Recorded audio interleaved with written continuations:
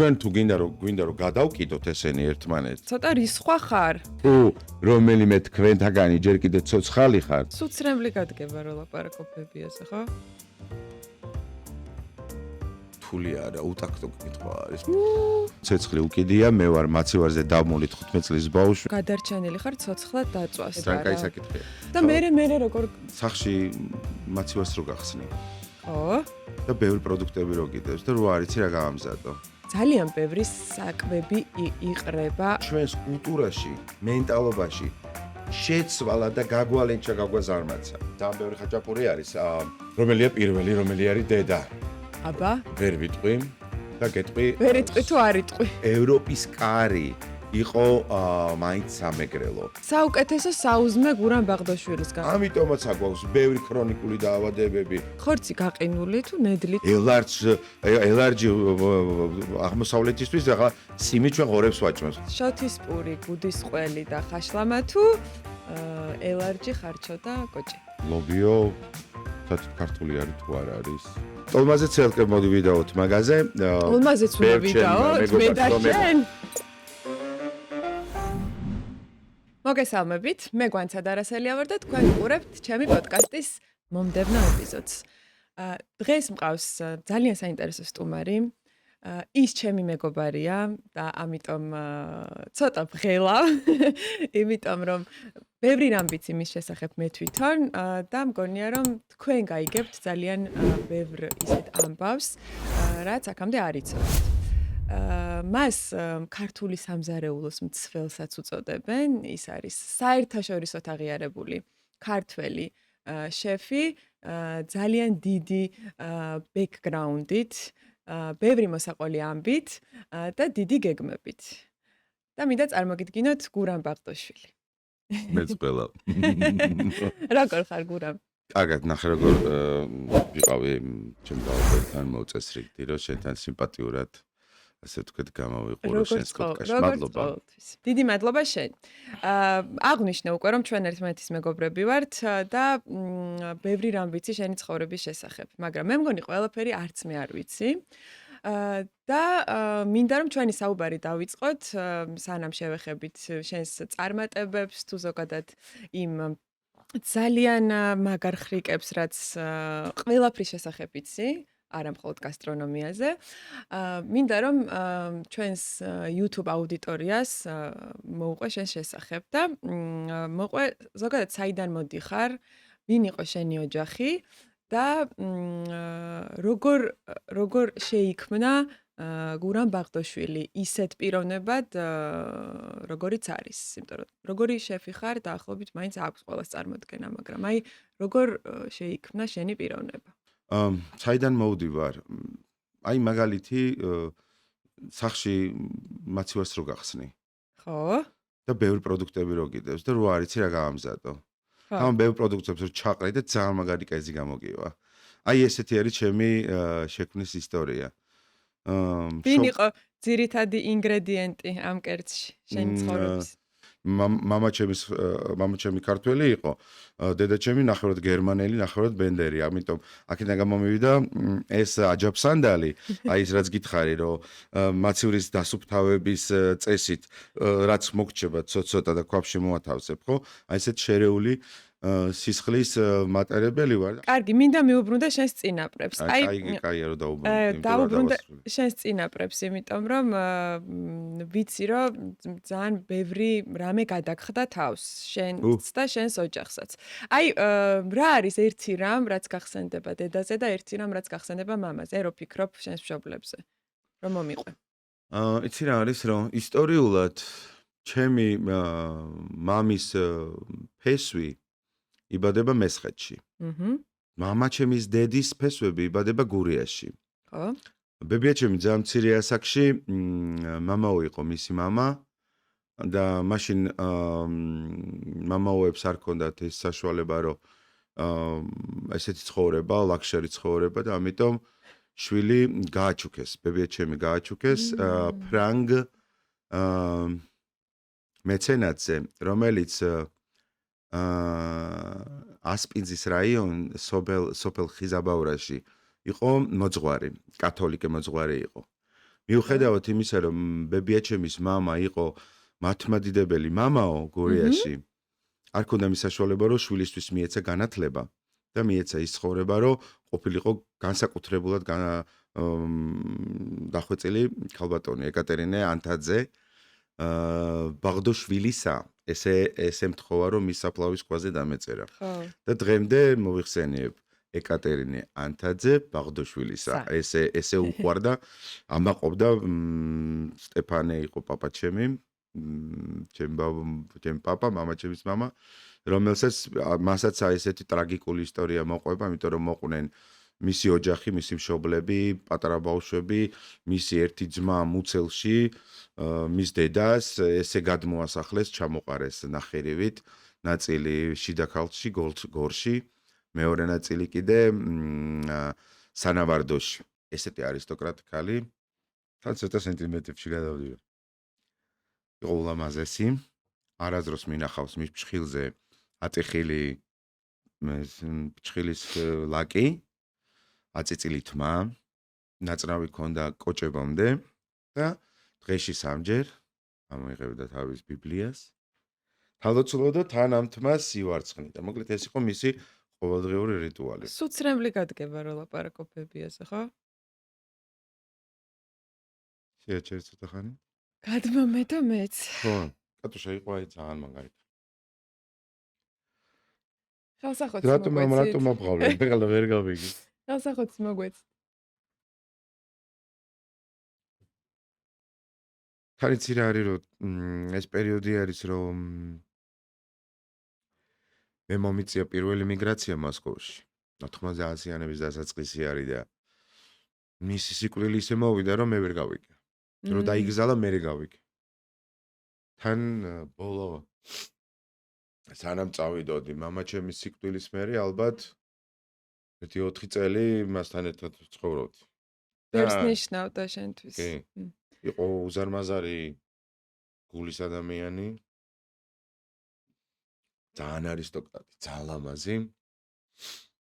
იცი რა მინდა მომიყვე? როდის შემოდის შენი წინაპრების ცხოვრებაში მკურნალის პროფესია კი არა, უფრო რაღაცა ესეთი მისია, რომელიც მოყვებოდა შენს აი ამ თაობებთან ერთად და წლების განმავლობაში. აი როგორ აგიხსნა, ნახე, დაწვრილებით დეტალები, რაც გადმოცემით მახსოვს ბებიაჩემისგან და სხვა ადამიანებისგან, სრულიად უცხო ადამიანებისგან, მამაჩემის მამა, ანუ სტეფანე ბაღდოშვილი, საგვარეულოთი მოყვა კარაბადინი. მესხური იმ პერიოდის ქართული ხალხური სამედიცინო, ასე ვთქვათ, მკურნავის ზედმეტ ესე მიმართავდნენ ექიმბაში. ხო. ეს ყველაფერი ძალიან გვიან ეპოქაში ხდება, სანამ გარდაიცვლებოდა. მაგრამ სტეფანემ იყო შიდა ქართლის კოლმეურნეობის თავმჯდომარე. ძალიან მაგ პერიოდისთვის ძალიან დიდ თანამდებობას იკავებდა შიდა ქართლში. ნუ სტეფანე დაინიშნა მერე შიდა ქართლის კოლმეურნეობის თავმჯდომარედ. რაღაცა პერიოდში ვალდებულებები ჰქონდათ, ხო იცი, ყველა ქვეყანას და ყველა თავმჯდომარის ჰქონდა X რაღაც უნდა შემოეტანა საბჭოთა კავშირის, ასე ვთქვათ, ხაზინაში. ეს იყო პროდუქტი, თუ ეს იყო თანხა, თუ ეს იყო მეტალურგია, ნუ რასაც აწარმოებდა ის ქვეყანა რა. 2 ტანკი, 1 თვითმფრინავი და აღარ მახსოვს ზუსტად რამოდენიმე 1000 რუბლი მაგ პერიოდში გადასცა ფრონტს. 53 წელია თუ არ ვცდები. ნუ თავისთავად კრემლიდან მოდის ცნობა, რომ იმ პერიოდის მთავარსარდალი იოსებ ბესარიონოვიჩ ჯუხაშვილი სტალინი უგზავნის მადლობას სტეფანეს, უგზავნის ჟურნალისტებს და ვიღაცა ადამიანებს, რომლებიც ჩამოდიან, ამ მადლობას გადასცემენ, ას ყველაფერი იღება ფირზე და გორის მუზეუმში ინახება დღესდღეობით. მართლა? ამასობაში ორმაგი თამაშების სტანდარტით ძალიან მცირე დროში სტეფანეს აციმბირებენ. კატუშას თავის შვილებთან ერთად, 5 შვილთან ერთად გამოასახლებენ თავის სახლიდან, დიდი სახლი ჰქონდათ მაგ პერიოდში ეს ხო იცი კოლონიზატორების სახლები იყო კოლონიური დღესაც რასაც თბილისური აივნებით და ამდით სახლით. რა ბრალდებით გააცინბირეს? სხვადასხვა მიზეზების გამო ალბათ ის ჩათვალეს, რომ ძლიერი კადრი იყო, ძლიერი ადამიანი იყო და ძალიან გავლენიანი იყო მაგ პერიოდში შიდა ქართლი სამეურნეო მხრივ ყველაზე ძლიერი რეგიონი არის საქართველოში, რომელსაც მოყავს ყველაფერი აბსოლუტურად, წარმოიდგინეთ მთელ საბჭოთა კავშირს ინახავდა ხილით. და მე როგორ და გაგრძელდა გააცინბირეს და ბებიაჩემი ჩამოასახლეს საქართველოში თავის შვილებთან ერთად. ამასობაში სახლი წაართვეს? კი 14 ოჯახი შეუსახლეს. 14 ოჯახი შეუსახლეს კატოშას სახლში. კატოს ვეძახდი ეკატერინას. და საქართველოში ჩაყარეს ბებიაჩემი, პაპაჩემი სტეფანის გაცინბირების პერიოდიც დასრულდა. რატომ და რანაირად 9 წელიწადში დასრულდა და დააბრუნეს უკან. თავისთავად უკვე ეს დაავადებული ტუბერკულოზი ყველაფერი თუ კი რა მაიმუნობა შეიძლებოდა, იმიტომ რომ ხოიცით რომ ქვა არის და თივა, ანუ ესე ყავდათ ეს ადამიანები. ჩამოდი სტეფანე, რა თქმა უნდა, უკვე გაღატაკებული, დამცირებული ოჯახი, დამცირება არის, როცა შენ მთელი ცხოვრება მოღვაწეობ ქვეყნისთვის და მერე აი ესე გისწორდებიან და დამცირებელი ხო და ამასობაში სტეფანე მის მემკვიდრეობას იღებს, რომელიც არის კარაბადინი და იქიდან იწყება მისი ახალი ცხოვრება ბოლო წლები სანამ გარდაიცვლებოდა.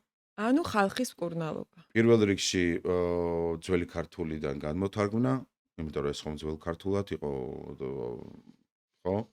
ხუცურით იყო თუ რომელიღაცა ამბანით წერილი, მერე ზომები და წონები სხვა ტერმინოლოგიაში მოიხმარებოდა 100 წლის უკან და 200 წლის უკან და კარაბანიდი რო იწერებოდა საერთოდ სხვა ზომები იყო. საზომი ერთეულები სხვა იქნებოდა. სულ სხვა ამისი აღმოჩენები, რომ სწორედ მომზადდეს რეცეპტები და იქიდან მოყვება უკვე ეს ჩვენი საგვარეულოს გაცოცხლება, ასე ვთქვათ, ჩვენი ტრადიციული სამი. სად არის ეს კარაბადინი გააქვს?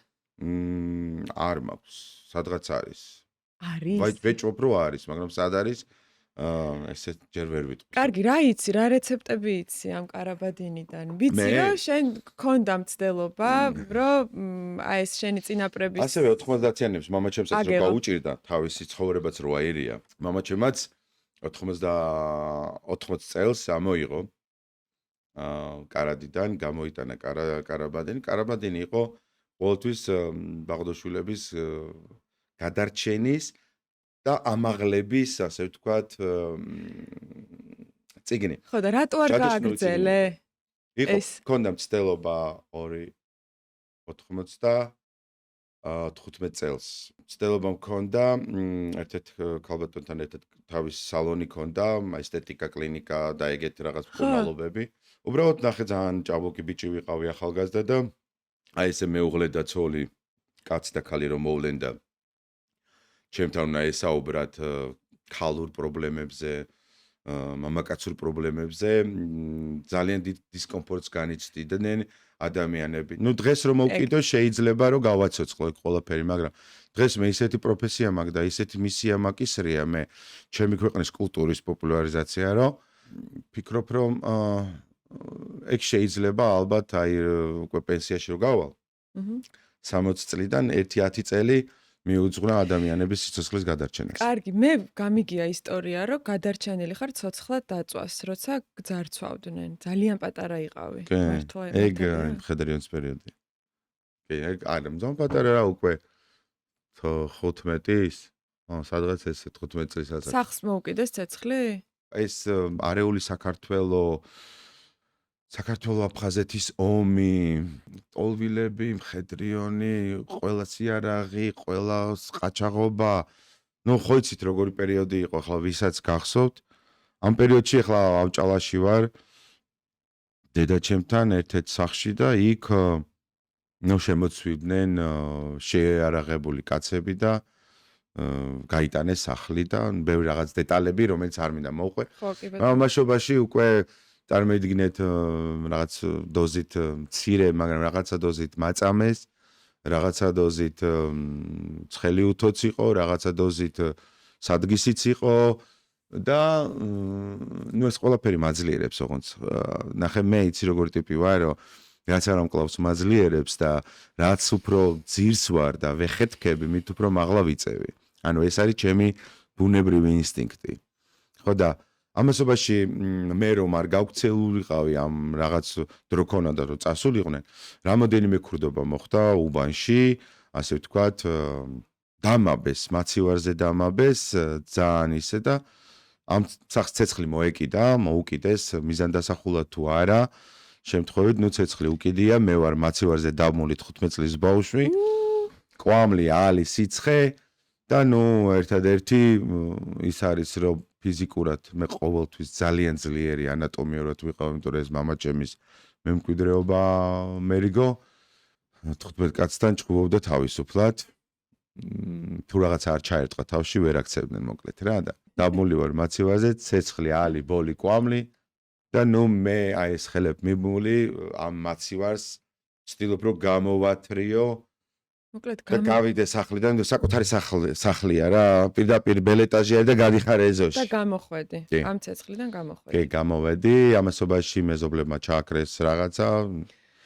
რასაც ეძებდნენ ბოლოში ვერ ნახეს, იმიტომ რომ იმაცივარში რასაც მიმაბეს, იქ იყო, ამიტომ თუ რომელიმე თქვენთაგანი ჯერ კიდე ცოცხალი ხართ, იცოდეთ, რომ რასაც ეძებდით, მეც არ ვიცოდი და მაცივარზე ყოფილა მაცივარში შიგნით.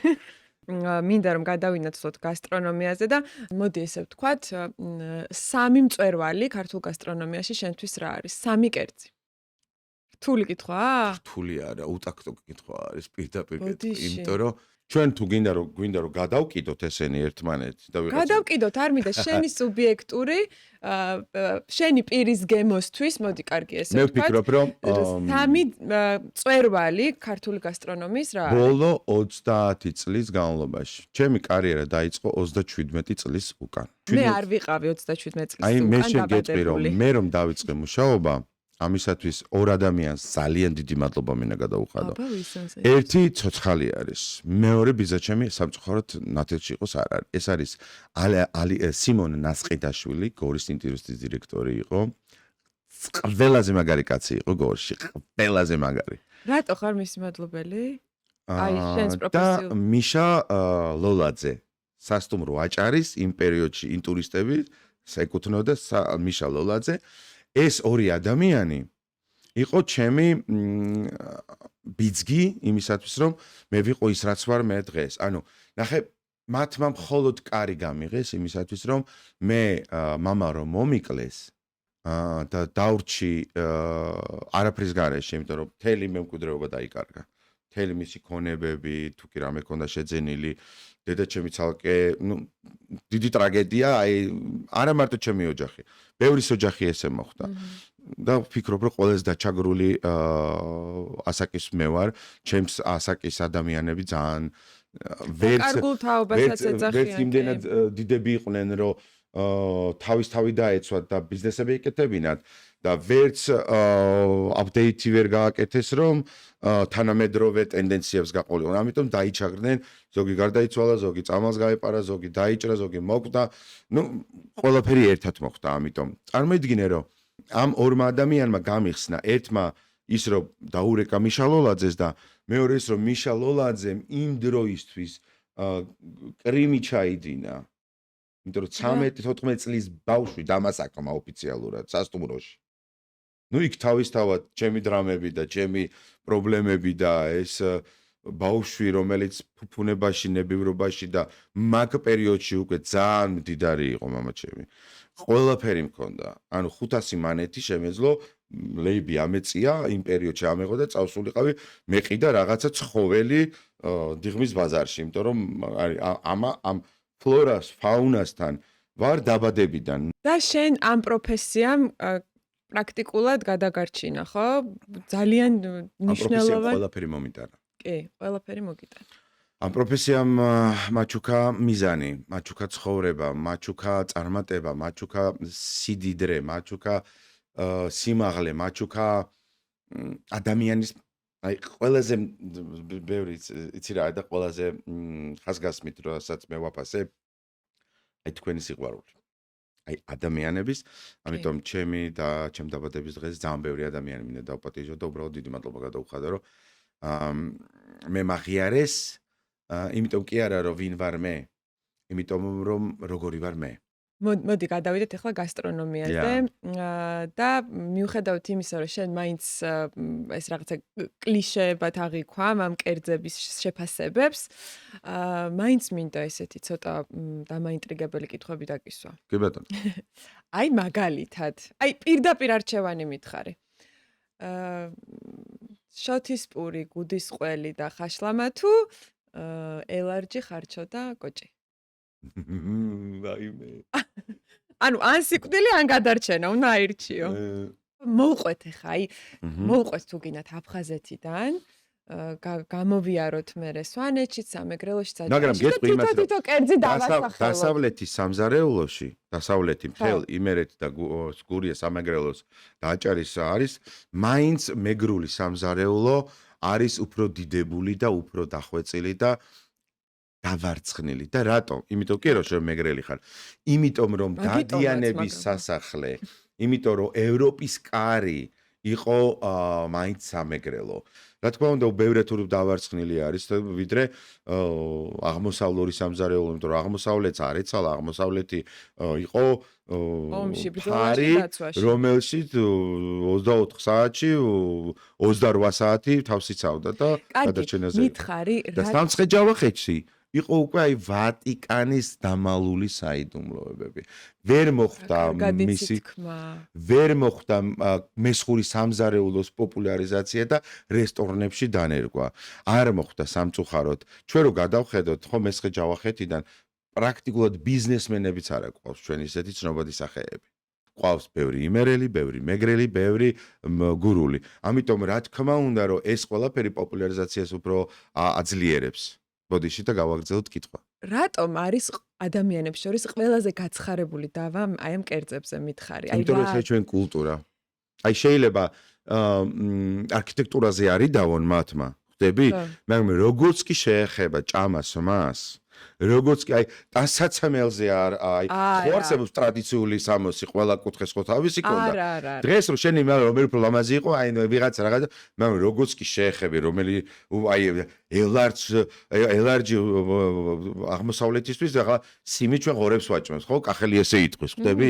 იმიტომ რომ არ ხმარობს, არ არის მის კულტურაში და გავლენაში, მაგრამ დასავლეთში ეს რა თქმა უნდა თეთრი მარგალიტი არის, ხვდები? ანუ მისი მარგალიტი არის სუფრის. პირდაპირ სიტყვის ნიშნულობაში და დასავლეთისთვის სიმინდიდან მოწული კერძები, ელარჯი, ღომი, ჭიშტვარი, რა ვიცი, ყველაფერი. ეს ხო ყალია თუ ეს რა ყალია რა შუაში არის, ფოჭყოლია თუ რაც არის, ეს ყველაფერი სულგუნის და მარცულეულის ნაზავი.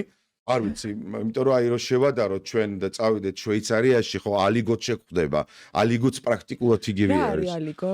სიმინდის ფაფა ყველთან ერთად, რომელიც ბევრად უფრო თხელი არის ვიდრე ელარჯი.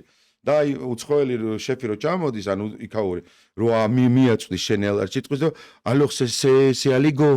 ხვდები, ანუ ეს ალიგო არისო. კარგი, როგორ მოხვდა და მოხვდა თუ არა საიდანმე ქართულ სამზარეულოში ხინკალი? მაგაზე ბევრი პოლემიკა მაქვს მოსმენილი და ყოველთვის წინააღმდეგობაში ვუდგები ჩემს კოლეგებს. ამბობენ, რომ ეს აღმოსავლეთიდან შემოსული რაღაცა მონღოლეთი და ასე შემდეგ ვითომ ყველა გულსართიანი იქაური არის, წყვილი არის. გულსართიანი ჩვენ მარტო ხაჭაპური გვაქვს, არ ვიცი, შეიძლება 40-ზე მეტი სახეობის. და მე გეტყვით ერთ რაღაცას. ჩვენ რომ ანთროპოლოგიურად ჩავეძიოთ და ჩავიხედოთ აზიის კულტურაში მარცვლეული იგივე ბრინჯი, რომელიც მათი პირველი ინგრედიენტი არის, ხო, მათ კულტურის, გასტრონომიული კულტურის. სულ რაღაც 300 წლის უკან შედის. და ჩემი სამშობლო, რომელსაც ქვია საქართველო, აქვს 8 ენდემური ხორბლეული ხორბლის ჯიში.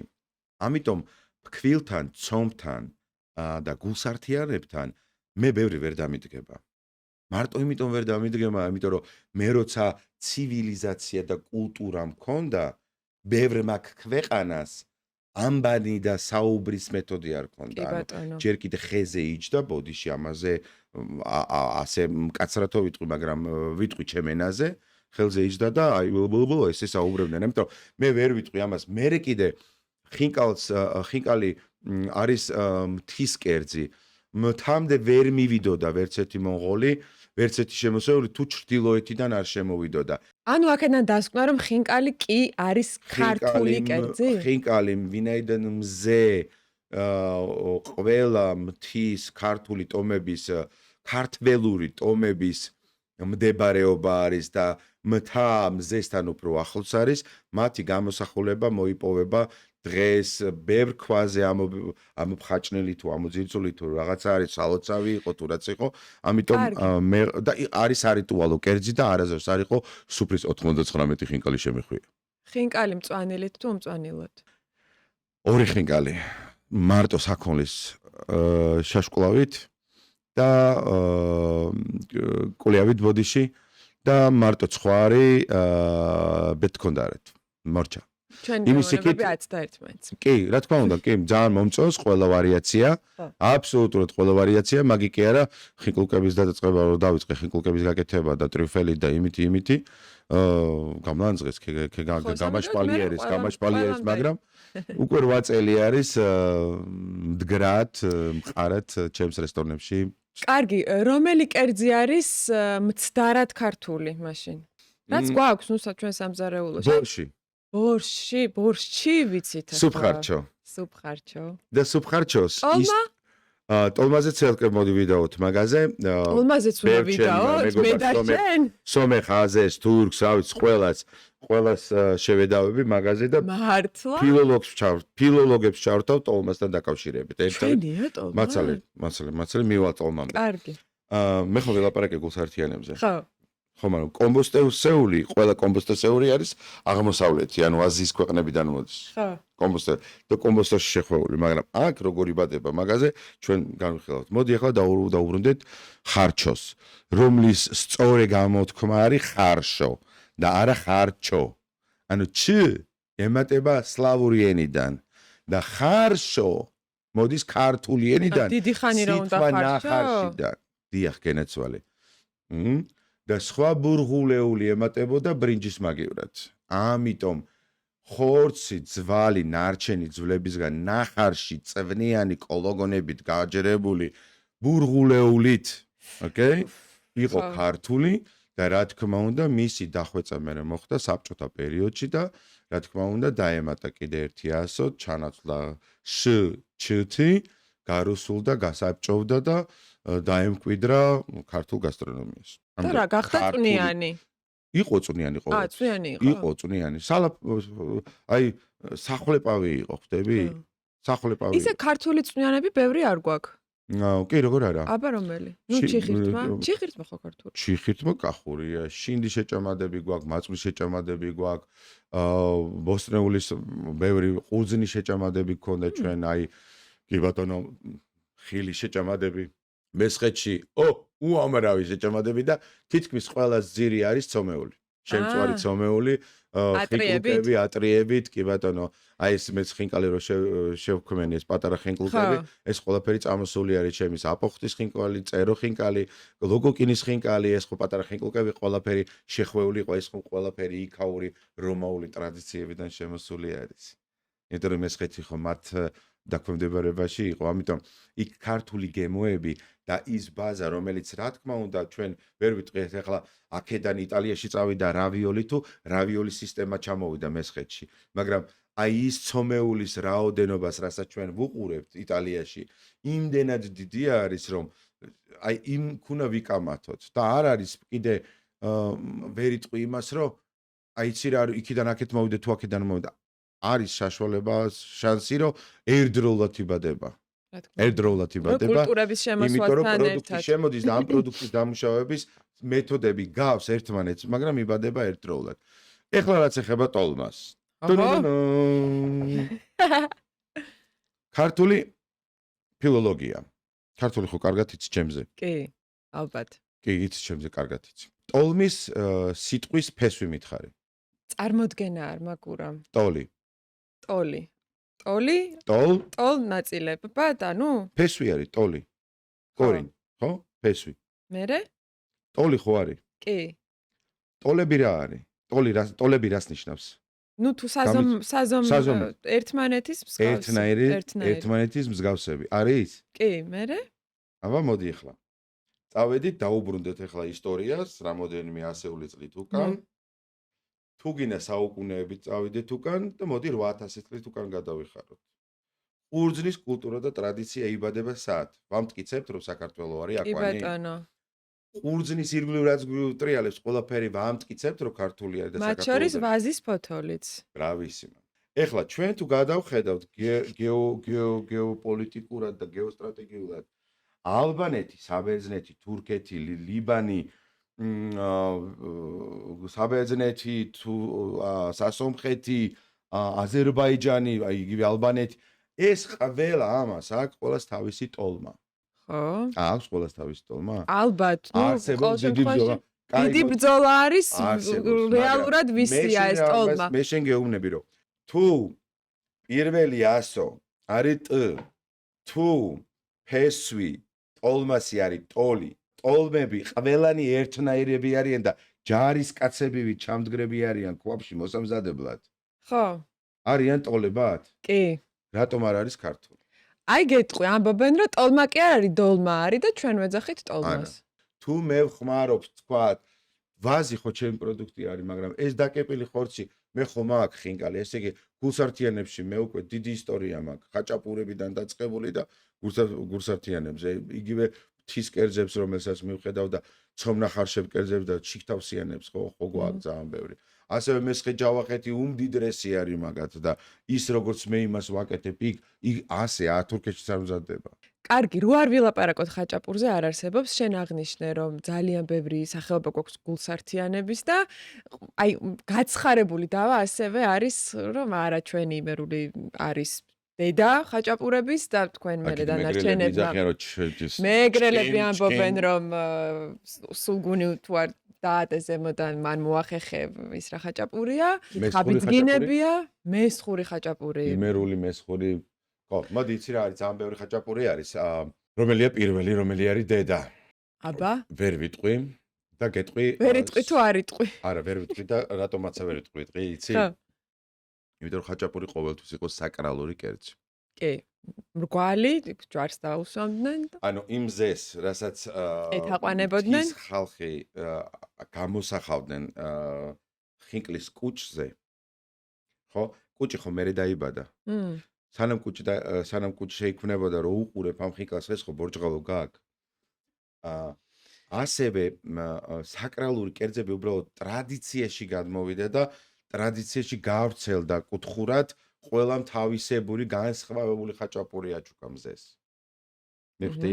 ნახე რა არის უნიკალური როგორც მესხური ხაჭაპური. მე ვერ ვიტყვი რომ რომელიმე ხაჭაპური ისეთი შრომატევადი არის და ისეთი უნიკალური არის. იმიტომ რომ წარმოიდგინე რომ ჩვენ ფენოვან ცომზე ვლაპარაკობთ. აბა მოდი ჩაუჯდეთ და დაგუგლეთ როგორ მზადდება აი ალუდა ჯვარაძეს აქვს ფანტასტიკური მასტერკლასები თავის ოდაში. ნახე რა შვება ერთი გუნდა ცომი აქვს რომელიც ერბო კონში ზილავს ამ ცომს აფრთხილებს და მე ამას როგორც ზეწარს ეს ეშლის. აი ესე იშლება როგორც ზეწარი, მე ისე ერბოთი იკვებება, ყველით და მე იკეცება და უკვე ფენოვანი ხაჭაპური იქმნება. როცა ჩვენ დანარჩენი ყველა ხაჭაპური, რომელსაც ვუყურებთ, ხო, მოუძლეს უმი, გავზე, ჩავდე და გავშალე და ტაფაზე დავაგდე და გამოვაცხე. ესე იგი მესხური ყოფილა შენთვის დედა. ჩემთვის ყველაზე როგორც მესხს, მოდი ესე ვიტყვი რა. როგორც მესხს, როგორც ყველაზე შრომატევაც. როგორც ყველაზე ნაკლებ პოპულარული ხაჭაპური არის მესხური ხაჭაპური, მაგრამ მიყვარს ყველა ხაჭაპური, სადაც ცომი და ყველი არის, ყველაფერი მიყვარს. ყველა მიყვარს, ყველას ძალიან ვაფასებ, მაგრამ ვთვლი რომ ყველაზე უნიკალური და ყველაზე შრომატევადი და ფენომენალური იმ პერიოდებში. რომ აი ჩვენ დღეს ხო სხვანაირი ტვინი გვაქვს, ხო სხვანაირად ხო ტელეფონის ხოშელი და ყველაფერი. ტექნოლოგიები გვაქვს. ხო და წარმოიდგინე შენ ამდენიმე 100 წლის უკან როგორ იქნებოდა მესხური ხაჭაპური. კარგი. ლობიო ამოლესილი თუ აი კირკაჟი ლობიო კახური. მოდი სანამ ამ კითხვას დასვავ, ვილაპარაკოთ რომ ლობიო საერთოდ ქართული არის თუ არ არის. სიმინდი ქართული არის თუ არა. ნუ შემოსული კულტურები აქვს, ქართული არის თუ არა. შეიძლება ჩემ ცხოვრება ეგრე ვივსოდი? აი როგორც ახლა შენ რა პასუხიც მე გამეცი?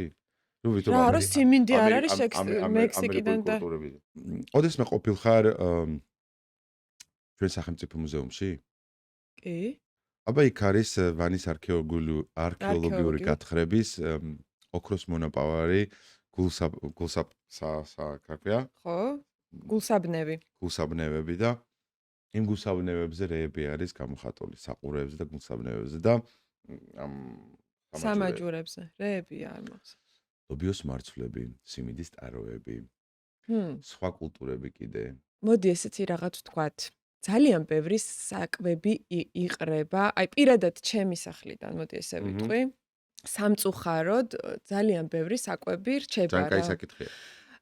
მინდა რომ ჩვენს მსმენელს და მაყურებელს რაღაცნაირად მისცე რეკომენდაციები. ზოგადად რა უნდა იცოდნენ იმისთვის, რომ შეინახონ უკეთ.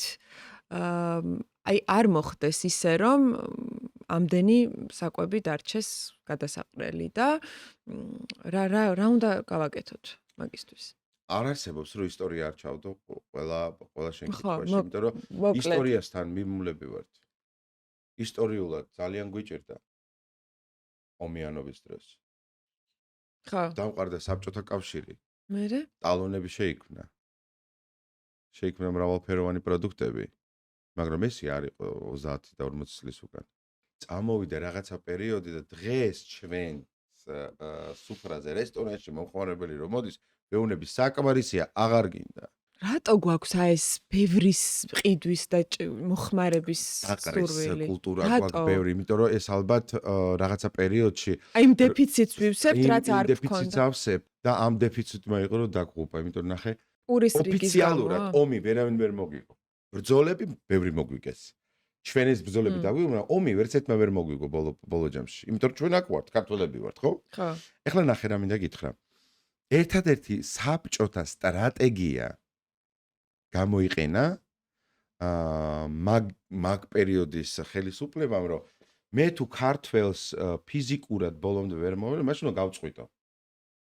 რო გავწყვიტო ისტორიულად ვინ მაპატიებს, ხო? ამიტომ ვერ გავწყვიტავ და მოდი მე ქართველს გავაჯეჯილებ. ანუ ჯარგონს ვიყო, გავაბლატავებ. მაგ პერიოდში იყო, რომ როცა ქართველი შედიოდა სადმე, ან ხვდებოდა საქართველოს გარეთ, ყოველთვის ქართველს აღმერთებდნენ. აბლატავებდნენ ქართველს. აი მზესავით აქ ქონდათ ქართველი ხელში. აუ ეს თუ ქართველია, ეს ყველაზე მაგარია და ამან იყო ჩვენს კულტურაში, მენტალობაში შეცვალა და გაგვალენჩა გაგვაზარმაცა. და მერე ჩვენი პასუხი იყო მათთვის სტუმარი რომ მოდია და მოდი დაუყარე ბიჭო, იმიტომ რომ ეს ამათვის ხო ღმერთები ვარ და თუ ღმერთი ვარ, მოდი ღმერთივით დავხვდებიო. ეს არის ჩვენი ბოლო 70 წლის, შეიძლება 80 წლის დავადება, რომელმაც წაგვაქცია ჩვენ ისტორიულად. და ამით მოგვიგერია ჩვენ მან. აი მორთავიან მარკი. საინტერესო კონცეფცია არის ქართველის ხასიათის. ეს არის, ხვდები?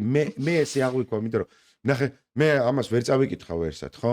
მე ამას დასკვნები ხო უნდა. მე უნდა დავჯდე, ვიფიქრო, მივჭყლიტო, მოვჭყლიტო, გაუსვა რაღაცა პარალელები ხო, ბოლო თითქმის 4 დეკადა არის ამ სექტორში ვარ და თემ სოფლიოს შემოვლილი კაცი ვარ და მინახავს ისეთი რაღაცეები და ასეთი რაღაცეებით.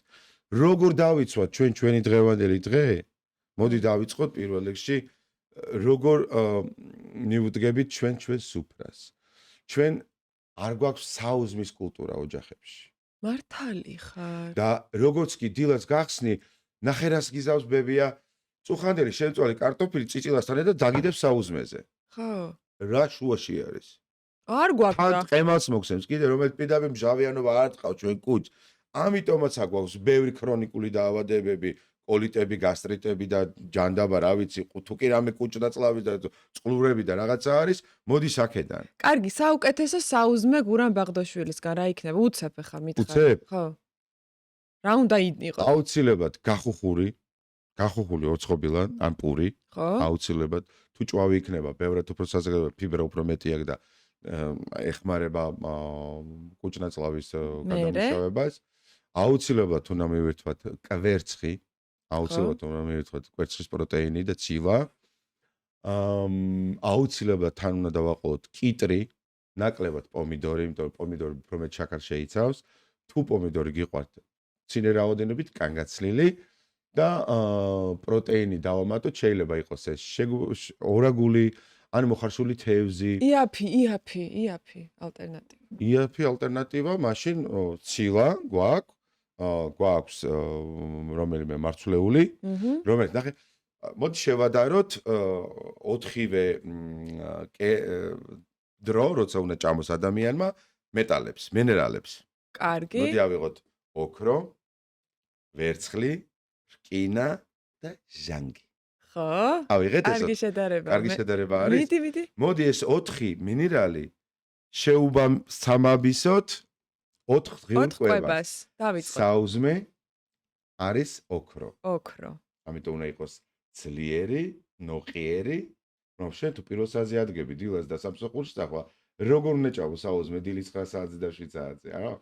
ადრე უნდა დავიწყოთ დღე, კი ბატონო. არ უნდა ვიყოთ კომპიუტერებში და ტელეფონებში და არ უნდა ვიყოთ ღამის 4 საათამდე.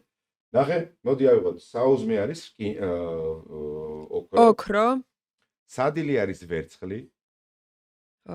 ხო? ფასეულობა, ღირებულობა. შევადარო და ესე გავუსწრებ. რკინა არის ვახშამი, რკინა არის ლანჩი და ვახშამი არის ჟანგი. ჟანგი რომელ საათზეა ჟანგი? ჟანგი არის 8 საათის შემდეგ. 8 საათის შემდეგ ყველაფერი არის ჟანგი. ხილი, რაც არ გინდა, რაც პირში იდებ, ყველაფერი ჟანგი რა შვება? ანადგურებს. ამიტომ ჩვენ თუ რესტორანში უფრო მალე წავალთ, უფრო ადრე წავალთ. მაგრამ ადრე რო წავიდეთ ჩვენ, არ უნდა შევიდეთ რესტორანში და 5 საათი არ უნდა ვჭამდეთ. მართალი ხარ. ჩვენ აბა ეგრევე ქვეყნის ეკონომიკა სრულად დამოკიდებული არის საზოგადოებაზე. რომელიც დადის რესტორანში და ჭამს. მე რომ შედეგიანი ვიყო და ნაყოფიერი იყოს ჩემი შრომა, მე სამსახურში უნდა ვიყო დილის 9 საათზე. ხო. 11 საათზე ლანჩი უნდა იწყებოდეს. კი ბატონო. და არა პირველ საათზე. ანუ ჩვენი რიტმზეა მორგებული. ხო, ჩვენ მოვარგეთ, ნახე, ჩვენ იმდენად მონაბივრე ტიპები ვართ ქართველები, რომ მეფეებიც კი განსაზღვრავდნენ მაგას და 5 დღეს გლეხს თავის თავზე ამუშავებდნენ, ერთ სამეფო კარზე და ერთ დასვენებას აძლევდნენ. როცა ყველგან გერმანიაში, ბრიტანეთში და ლათინურ ქვეყნებში 5 დღე მეფეზე მუშაობდი. გავიგე, მოდი ახლა მინდა აუცილებლად კითხო გაყინულ ხორცზე და მასთან დაკავშირებულ სტერეოტიპებზე. როგორც კი ახსენებ გაყინულ ხორცს, გაყინული ხორცი. ნედლი უნდა იყოს. ხო, მითხარი, ხორცი გაყინული თუ ნედლი თუ საერთოდ რა არის შენი პროფესიული აზრი და როგორ არის მოხმარებაში რესტორანში და ცხოვრებაში? ქართულ ლექსიკონში, ხუროთმოძღვარ ლექსიკონში არსებობს ეგ სიტყვა დაპურება. დაპურება არ არის გაწყობა. ან რაღაცას რამე აჭამო. ხო. დაპურება არის მომწიფება. რომელიმე პროდუქტის მომწიფება. გვაქვს ორი მეთოდი მომწიფების.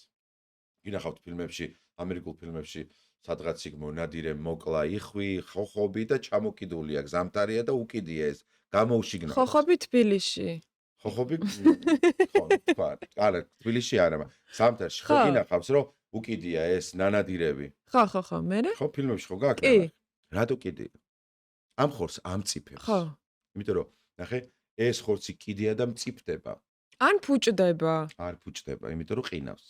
მწიფდება, ვარგდება. თუ ტექნოლოგია, ჰასაპის ტექნოლოგია სწორედ დაიცავით, მე გეტყვით, რომ ბევრად უფრო სასარგებლო არის გაყინული ხორცის თუ თევზის თუ რამე სხვა პროდუქტის მირთმევა, ვიდრე ნედლის. და რატომ?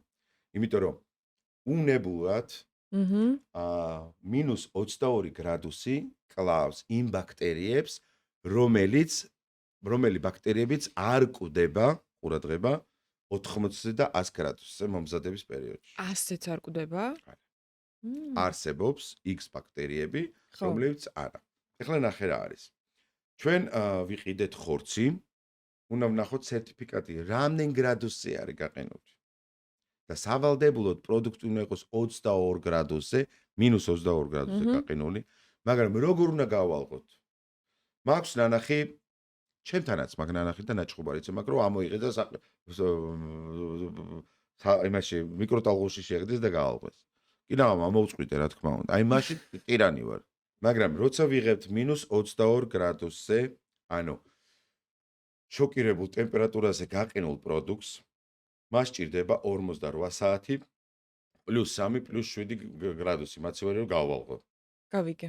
მე თუ ავიღე -22 გრადუსიანი გაყინული პროდუქტი და ჩავაგდე ცხელწყალში, ან გამდინარე წყალში, ან მიკროტალღურში, ან გამოვაგდე და გარეთ დავაგდე და გავალღო ესე, რა თქმა უნდა, ყველა ნორმა და ყველა წესი მაქვს დარღვეული და აი იქ ვაჩენ მე ბაქტერიებს, გემონურთვისებებს, ტექსტურას, ფიბრას ვანგრევ და ვანაწილებ და ვაფუჭებ ყველაფერს. ამიტომ სწორედ გაყინული და სწორედ გამღვალი ბევრად უფრო სასარგებლო არის, ვიდრე ახლა ავიღეთ მე ღორს გამოუსვი დანა ვატაკე გულში ხანჯალი, გამოგლიჯე ეს თავი, გავატყავე, მივატყავე, წამოვაგე შამპურზე, შევწვი. უგემრიელესი არის კი, მაგრამ არ არის ის იმდენად კარგი, იმდენად მარგებელი, როგორც ამ პროდუქტს, რომელსაც მე თქვენ. კარგი და ბოლოს მინდა კითხო, ვიცი რესტორნის შეფებისგან, ასევე თანამშრომლებისგან, ამ სფეროში დასაქმებული ადამიანებისგან, რომ ძალიან ბეზრდებათ ის საკვები, რასთანაც აქვთ ყოველდღურად შეხება და რასაც ამზადებენ.